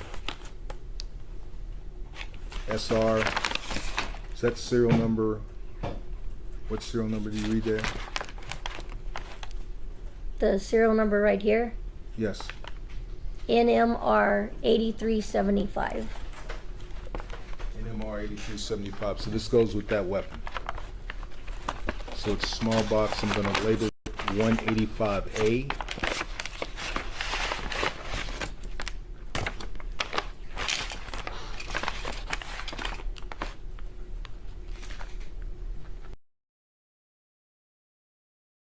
What does the envelope contain?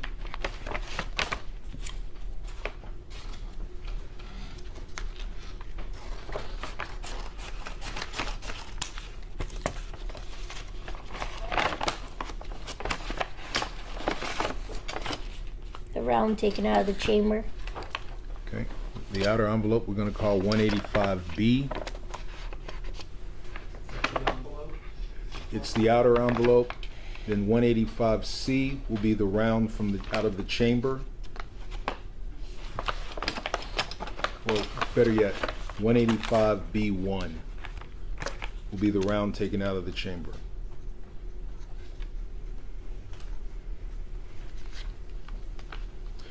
What else is inside 185B? The magazine taken out of the firearm. Okay. I'm going to mark the magazine as 185B2.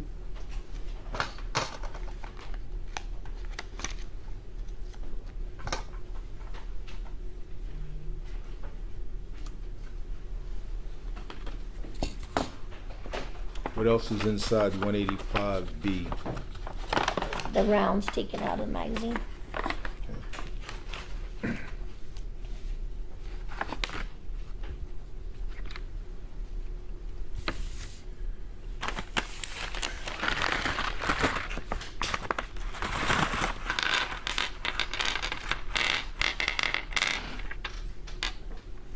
Did you count the rounds that are in loose and inside the envelope that is 185B? You want me to count them now? Just count the number. 3, 5, 6, 7,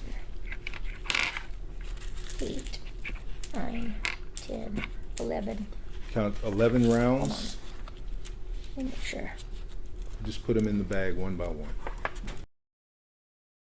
2, 3, 4, 5, 6, 7, 8, 9, 10, 11, and 12. 12 loose rounds in 185B. And the box that is states 185A.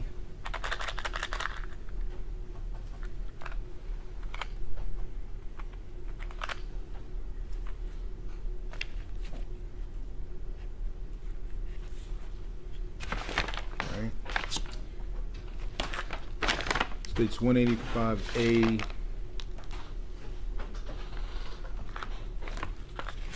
You did not collect that. No. Okay.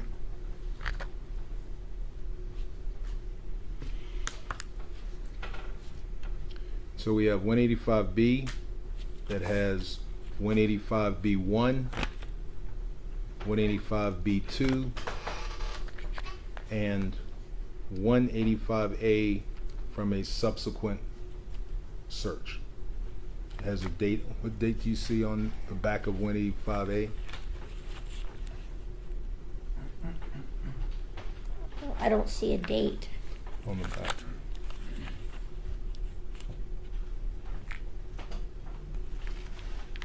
I don't think that's a date. It just has, Right there. oh, right here.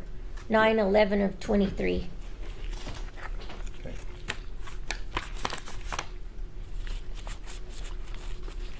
So states 185B, I'm putting 185A, B1 and B2 back inside 185B, and 185A is going back into the exterior envelope of 185. What is the next item?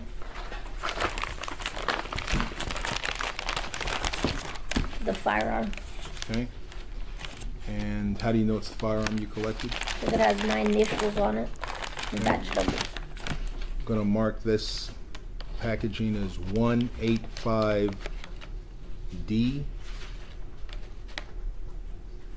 Already have 185B, No, D, Delta. 185B.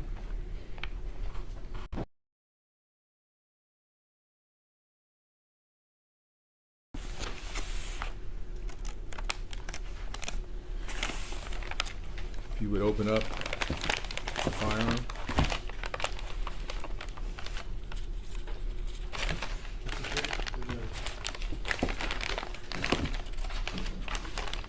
You can come over and inspect just so we can make sure it is. I understand it is, but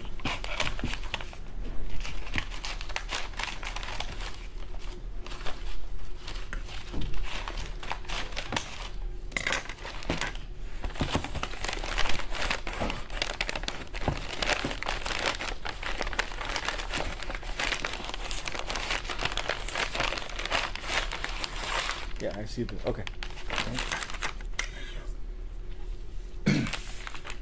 and so the exterior of 185D, which is the firearm, and what are its contents? That's it. Okay, what is the contents?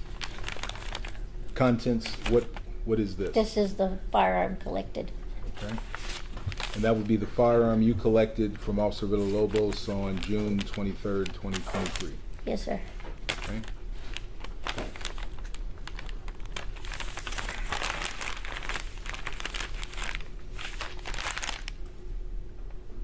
Okay.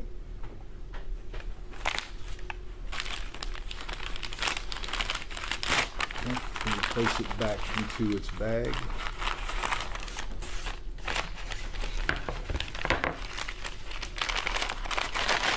Mr. Harris, can you mark the firearm?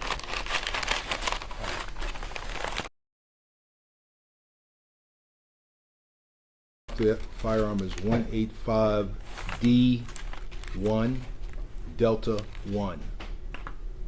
Thank you.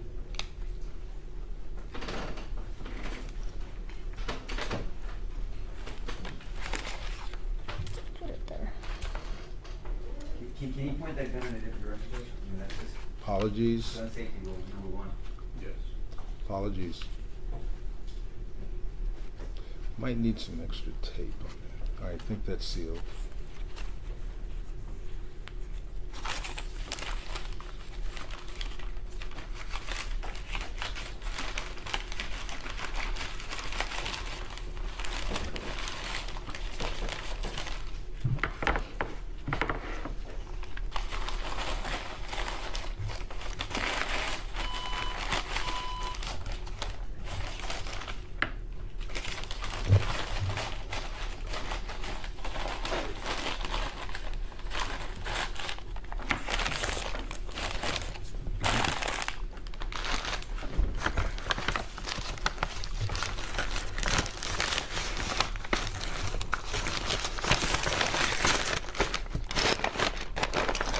What is the next item you brought?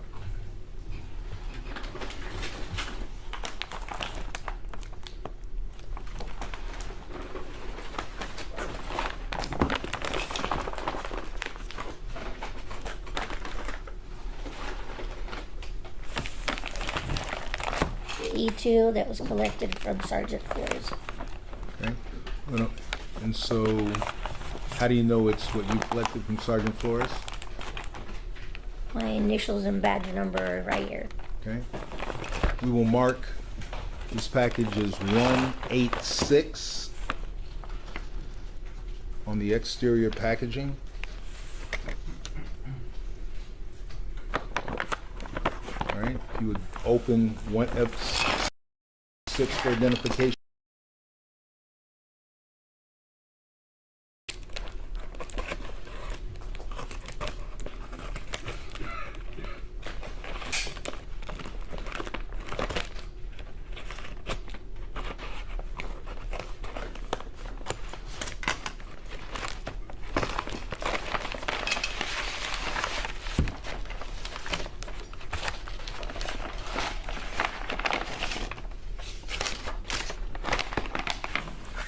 And for the record, what did you pull out of 186 for identification? I count how many packages? 3. 3 packages. We have a small package.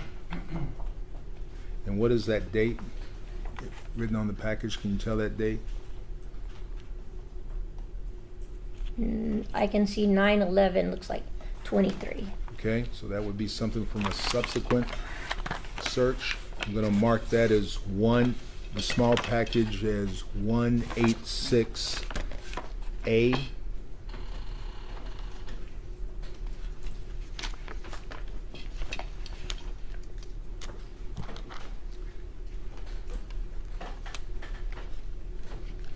What is the next item? It's an envelope. Yes, sir. I'm gonna mark that envelope as 186 Bravo.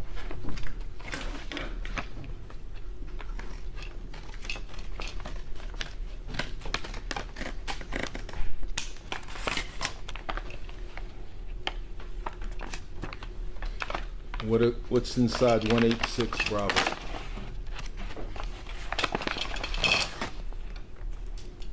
The round from the chamber.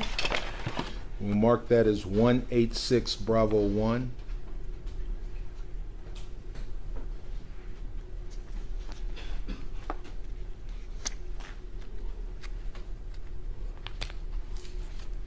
What else?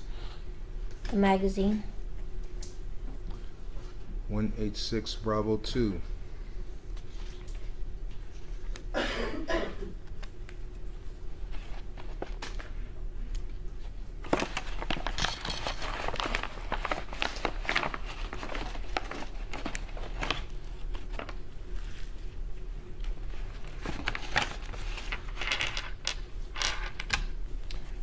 And what's the final thing you pulled out of 186 Bravo? The rounds that would have came out of the magazine. Okay, are they all out? Yes. All right, count them as you go back in. 1, 2, 3, 4, 5, 6, 7, 8, 9, 10, 11, 12.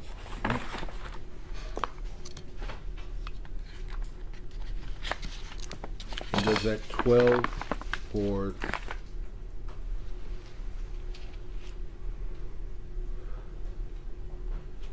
Officer Villalobos? Does that track with your initial report from June 23rd of 2023? Yes, but these little boxes were not put in there by me. Yes. Ms. Crane, so are those 12 rounds from one of the magazines that was in the gun at the time, or his spare mag? No, that's from what was in his gun. And how many were issued to him initially? How many 18. rounds? 18 minus 3 would be how many left over? Would be 15. And you just counted 12? Yes, and the one that was in the chamber. So that would be 13? Yes, so there's, Where are the other 2? that's what I don't know. This package has been opened by someone other than me. Okay. So After there's I- rounds missing though. There should be 13, there was 13, and there should be one more, or 2 more. So I don't know what's in these boxes. Yes, ma'am, I did Yes. math, but I'm asking, that math doesn't add up on what we're doing right now in front of this jury, right? There's rounds missing, right? There's rounds missing, but the pack, Would be considered chain of custody, and you didn't break that chain of custody, No. right? Thank you, sir. once I turned it in, just like this with my initials on it, and then there's also, Yes, it's ma'am. been opened by other people. Yes, ma'am. Okay. I'm shaking what is marked as states 186A and Sorry, what's that? 186A. You hear several objects inside 186A, Yes, and it came out of 186, and this jury's heard evidence there was a subsequent search warrant, and it's stored inside this package, correct? yes, but I don't know what's in that box. I understand. You do not know. Placing all the contents back inside 186B. And then what's the final thing? the firearm itself. Okay. Gonna mark the Charlie. And if you would open it, please.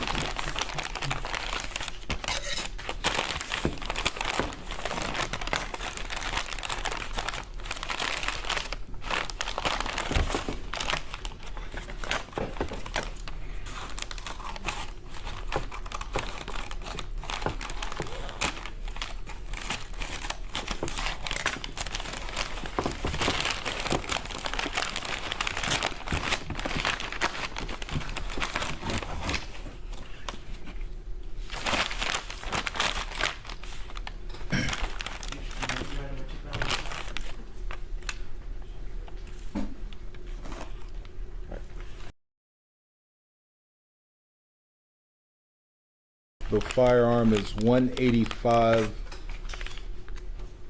C1. 186? 186. I stand corrected, 186.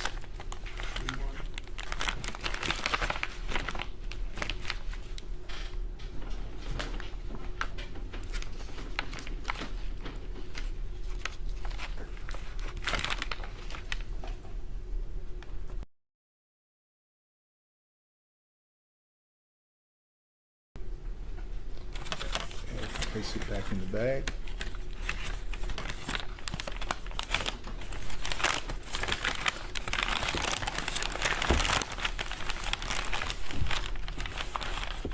Place that back inside 186 and 186 Bravo.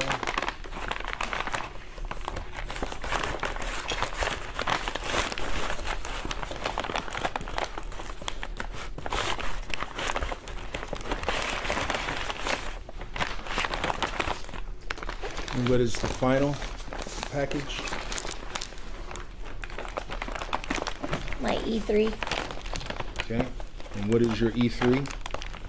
Officer Alejandro's firearm. Okay. You see your initials on it from June 23rd? Yes. Okay. I'm gonna mark that as 187 for identification. You would put it open.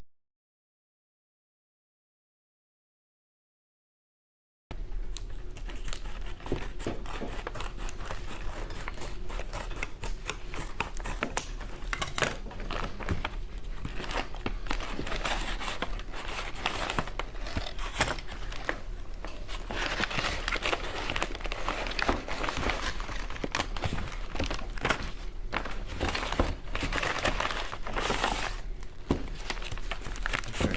So what is the first thing we pulled out of 187? The small box. Okay. This small box.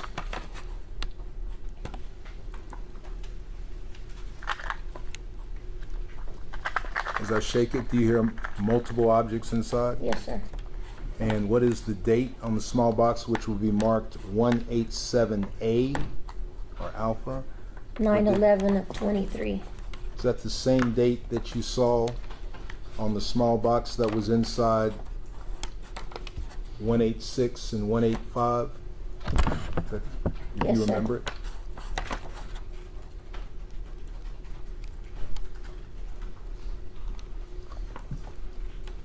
So the small box of apparent rounds is marked 187 Alpha for identification. What is the next thing? It's an envelope. We'll mark that envelope as 187B or Bravo.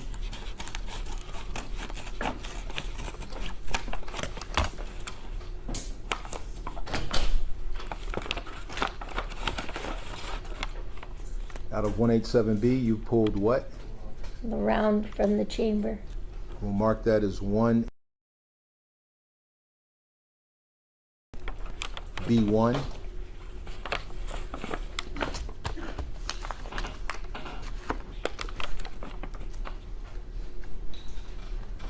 What else do you find?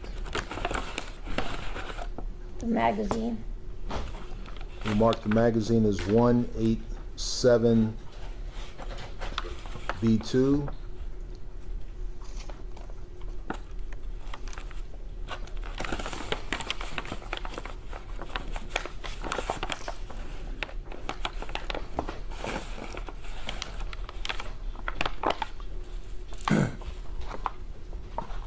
One, two, three, four, five. B.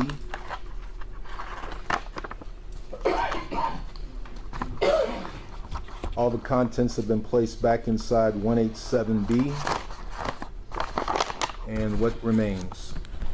The firearm itself.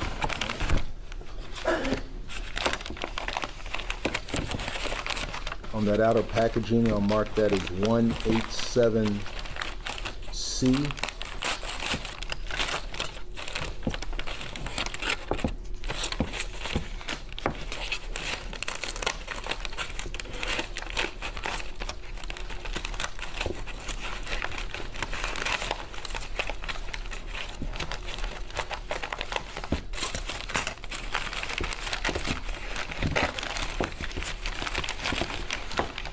I need to look at this.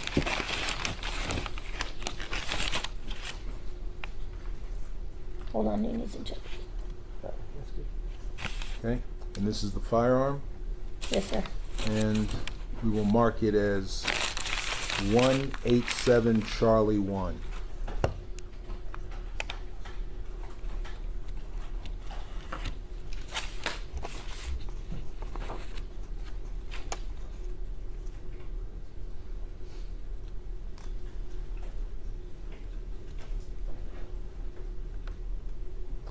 Place that back inside its envelope.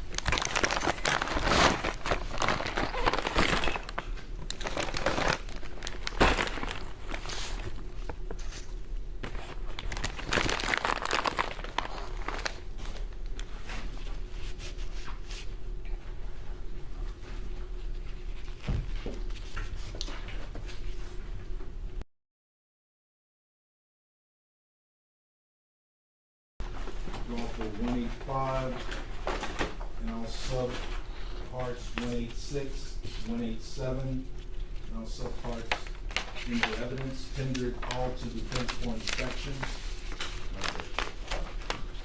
Offer for no objection. All right, they're all admitted.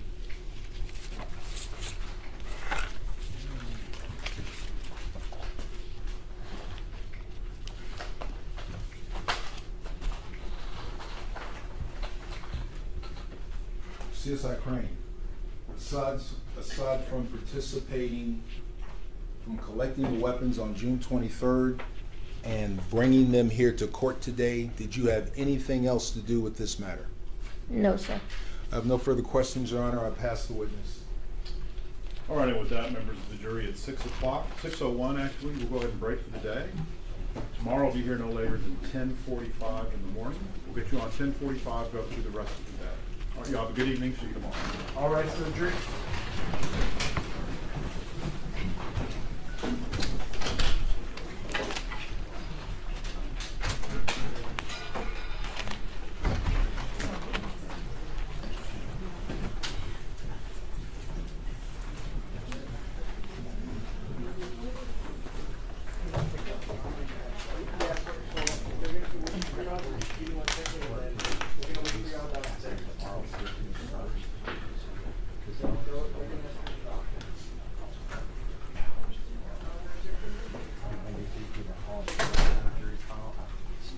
Do you need me to sign something? Yes, ma'am.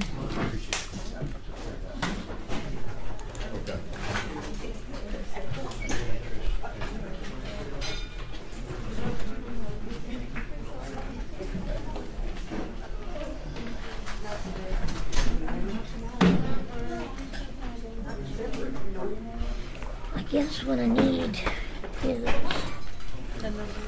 yeah, The exhibit numbers or your numbers? I guess I need the. I'm gonna get my phone because I want to take a picture of Okay. that. No, I have